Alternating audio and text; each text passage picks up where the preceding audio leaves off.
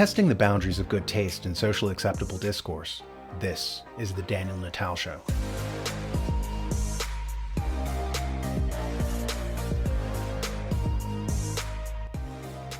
Divide and conquer is as old as Julius Caesar. In Gaul, with his troops outnumbered by Celtic tribes, Caesar hit on a brilliant strategy. Instead of fighting the Gauls as a monolithic group, he would pit different tribes within the Celtic nation against each other. By this fashion, Caesar won, despite having a vastly smaller fighting force. Economist Manker Olson writes about the organizational advantage of small groups. He called it collective action theory. So even though the Roman army was smaller than the Gauls, they maintained group cohesion and shattered the cooperation of the target group, thereby winning. On the domestic front, this strategy is employed with identity politics.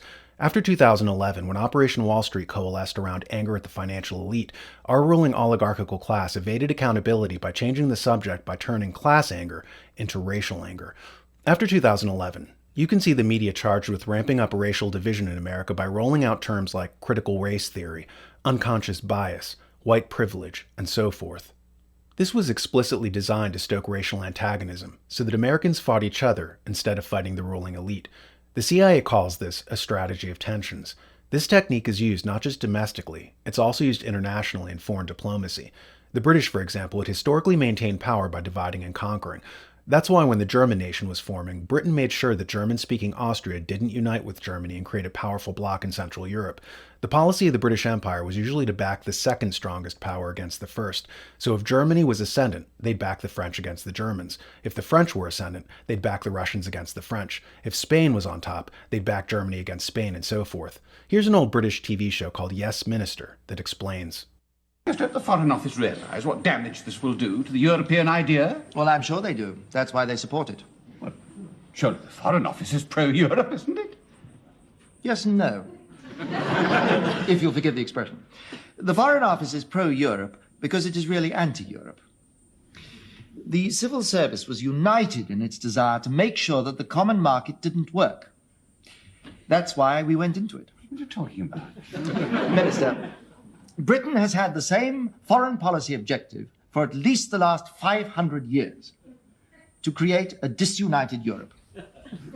In that cause, we have fought with the Dutch against the Spanish, with the Germans against the French, with the French and Italians against the Germans, and with the French against the Germans and Italians. Divide and rule, you see. Why should we change now, when it's worked so well? Why all this is important to understand is that it goes a long way toward explaining what's happening right now in the world.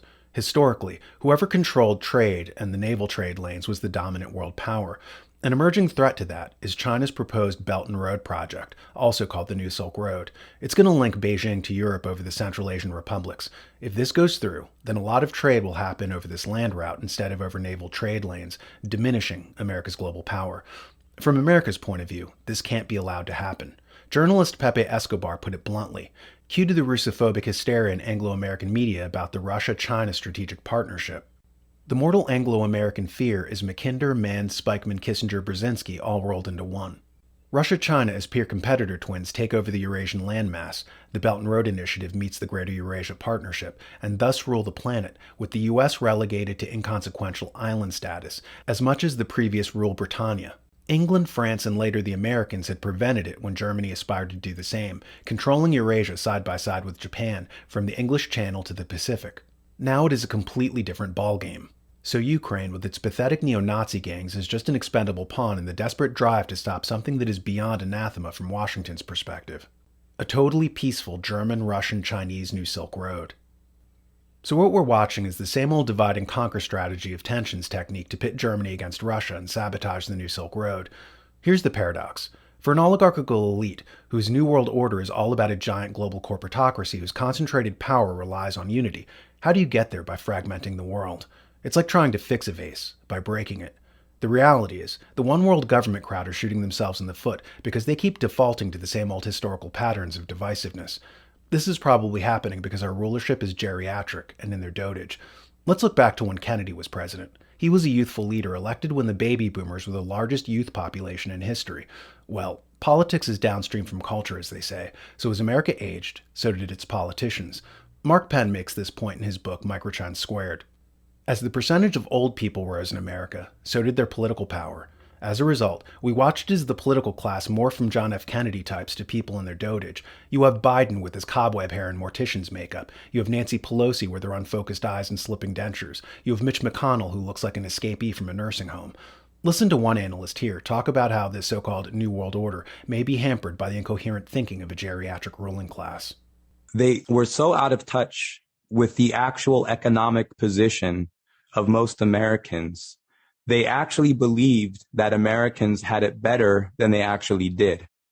And Americans the middle class already disappeared. And they had gone, the American ruling class had gone into a post-material reality where everything was notional reality.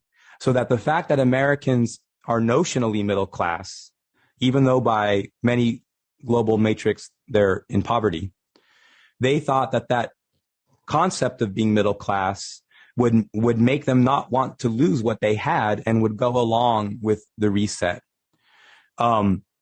It's tempting for people to want to think that they planned that people would push back, and it's like you're fishing and you let the lure out and you reel it back in. No. They just go for the thing. So it's not like it's all a plan, and no matter how much you push, that's part of the plan. They might talk like it is to gargoyle affect your ass, but they actually don't have as much power as you think. So when you keep pushing and then you resist it, people have way more power in solidarity when they stand together against these things than they think they do. And when you see that how they had to pull back on these things and then change it, like you said, a Great Reset Part 2 with Russia, that was not like their optimal plan. Like they're like, oh, we have to go back to these conventional, like they thought they had gone past, they were like living in the future. They're like, it's going to be biological war, psychological war. And they're like, oh, we're back in the 19th century, great power rivalry. Like you said, there's going to be union pay. Russia's going to have their Mir card. It's going to be connected to a Mir account, union pay. It's going to be no different. There's Russian PayPal. There's Russian everything. There's Chinese everything.